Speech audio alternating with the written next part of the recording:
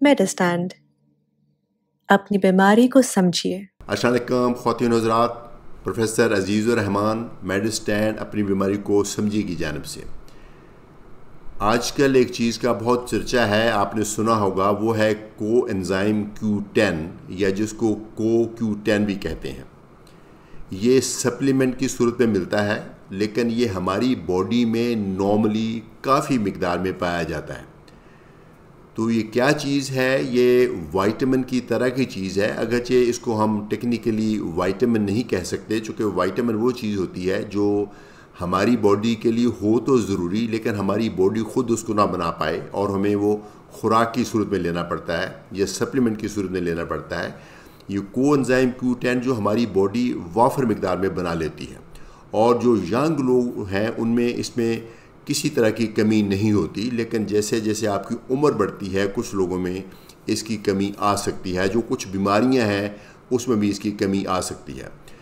इसमें तो कोई शक नहीं है कि इसका एक बहुत ही वाइटल रोल है बॉडी में, यानी इसके बगैर हमारी लाइफ नहीं चल सकती। हमारी बॉडी का जो हर सेल है वो इस पर डिपेंडेंट है। ये करता क्या है, जो हमारे जो सेल्स होते हैं बॉडी में, जैसे मसल सेल हैं, हार्ट सेल्स हैं, ब्रेन के सेल्स हैं, उन तमाम सेल्स के अंदर एक चीज़ होती है माइटोकॉन्ड्रिया। माइटोकॉन्ड्रिया एक छोटा सा ऑर्गेनेली है, उस सेल के अंदर छोटा सा एक पुर्जा है जो एनर्जी बनाता है। एनर्जी की जो करेंसी है बॉडी में उसको बोलते हैं ATP, यानी ATP बनाता है। तो उसकी वजह से हमारे सेल फंक्शन करते हैं।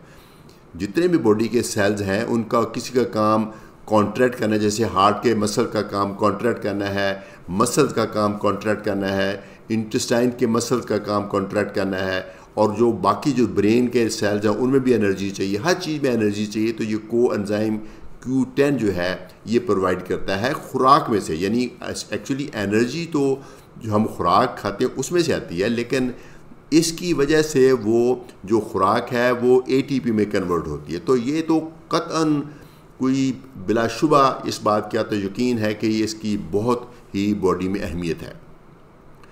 तो क्या ये आपको सप्लीमेंट के तौर पे लेना चाहिए कि नहीं लेना चाहिए? तो एक तो आर्गूमेंट ये है कि चूँकि बॉडी में ये बन जाता है हमारी बॉडी में और काफ़ी मिकदार में बन जाता है, तो इसलिए सप्लीमेंट लेने का कोई फ़ायदा नहीं।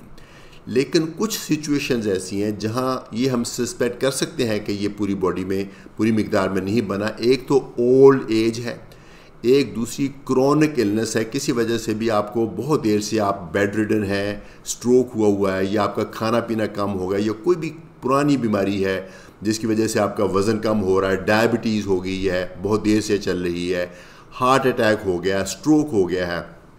इन तमाम चीज़ों में इस चीज़ का ख़दशा है कि शायद आपकी बॉडी में कम हो गया हो कोएंजाइम Q10, तो आपको सप्लीमेंट लेने का फ़ायदा हो सकता है।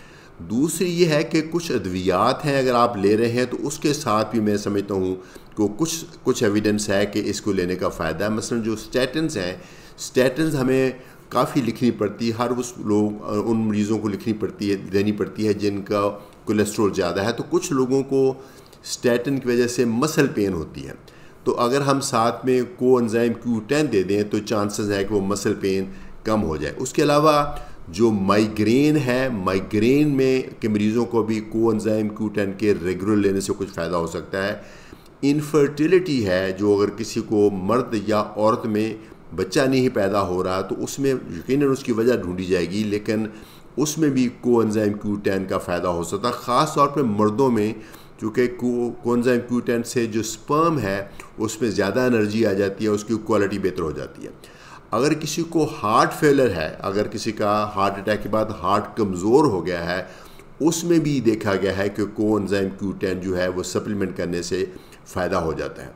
तो ये कैसे सप्लीमेंट करना होता है, ये आपको मिल जाएगा। ओवर द काउंटर मेडिसिन है, यानी ये प्रिस्क्रिप्शन इसके लिए नहीं रिक्वायर्ड। तो ये आप ले लें। इसकी 2 किस्में हैं, तो आपको जो भी आप लें तो उसमें से दोनों अच्छी हैं, लेकिन जो 2 किस्में हैं, एक है यूबिक्विनोन, एक यूबिक्विनोल। जो यूबिक्विनोल है वो एक्टिव फॉर्म है, यानी वो सीधा जाके काम करेगा, लेकिन यूबिक्विनोन है अगर वो लेंगे तो वो ज़रा सस्ता होगा, तो वो आपकी बॉडी में जाके यूबिक्विनोल में कन्वर्ट हो जाता है।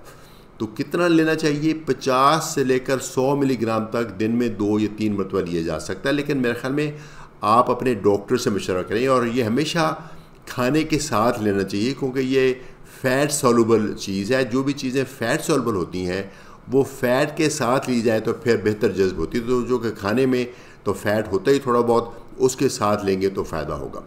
आपको अगर प्रिस्क्राइब किया गया है तो 2-3 महीने तो ज़रूर लें और उसके बाद अपनी फीलिंग शेयर करें। इसका कोई टेस्ट नहीं है, ब्लड टेस्ट करके नहीं बता सकते कि आपको फ़ायदा हो रहा है कि नहीं हो रहा। आप ख़ुद बताएंगे अपनी फीलिंग से, अपने डॉक्टर को बताएंगे कि आपको फ़ायदा हो रहा, तो आपके डॉक्टर आपको कंटिन्यू करने का कहेंगे। लेकिन ये अगरचे एक नेचुरल चीज़ है, लेकिन ये नहीं कह सकते कि इसका साइड इफ़ेक्ट नहीं है। इसके साइड इफ़ेक्ट थोड़े से स्टोमक से रिलेटेड हो सकते हैं, थोड़ा सा स्टोमक में पेन हो सकती है, तेज़ाबियत हो सकती है, नोज़िया हो सकता है, वॉमिटिंग हो सकती है। अगर ऐसा हो तो आप अपने डॉक्टर से मशवरा करें, वो मुमकिन है आपको दवाई बंद कर दें या फिर आपको इन तकलीफ़ों को ठीक करने के लिए कोई और चीज़ दें। ख़ुद से प्लीज़ फ़ैसला मत करें। अगर आपको प्रिस्क्राइब की गई है तो लेके देखें, 2-3 महीने लेने के बाद अपने डॉक्टर से शेयर करें।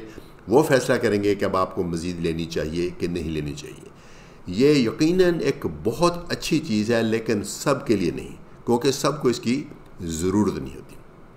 इजाज़त चाहूँगा प्रोफेसर अजीज़ुर रहमान, मेडिस्टैंड अपनी बीमारी को समझी की जानिब से।